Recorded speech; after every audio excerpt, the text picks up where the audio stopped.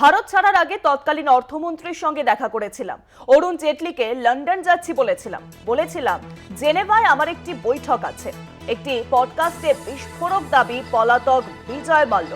2018 সালে লন্ডনেও এই একই দাবি করেছিলেন মাল্য।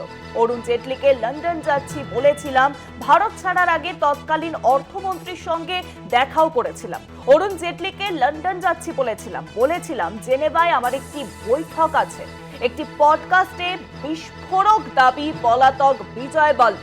2018 সালে লন্ডনেও এই একই দাবি করেছিলেন বিজয় মাল্য। 2018 সালে লন্ডনে একই দাবি করেছিলেন বিজয় মাল্য, আর এবার পডকাস্টে বিস্ফোরক দাবি করলেন তিনি। I told the finance minister Arun Jaitley before leaving for the airport. And then I flew from Delhi to London. I was on my way to Geneva for a FIA World Council meeting, which was fixed months ago. I told the finance minister because I went from Parliament to Delhi airport. When this news hit the media, once again, it created a storm. Yeah. People went running to Mr. Jaitley. He denied meeting me.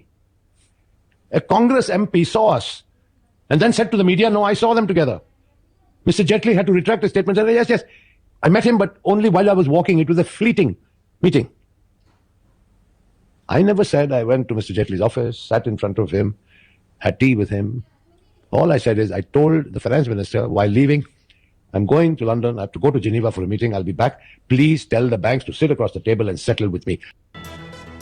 একটি পডকাস্টে বিস্ফোরক দাবি পলাতক বিজয় মাল্যর। তিনি বললেন, ভারত ছাড়ার আগে তৎকালীন অর্থমন্ত্রীর সঙ্গে দেখা করেছিলাম। অরুণ জেটলিকে লন্ডনে যাচ্ছি বলেছিলাম জেনেভায় আমার একটি বৈঠক আছে।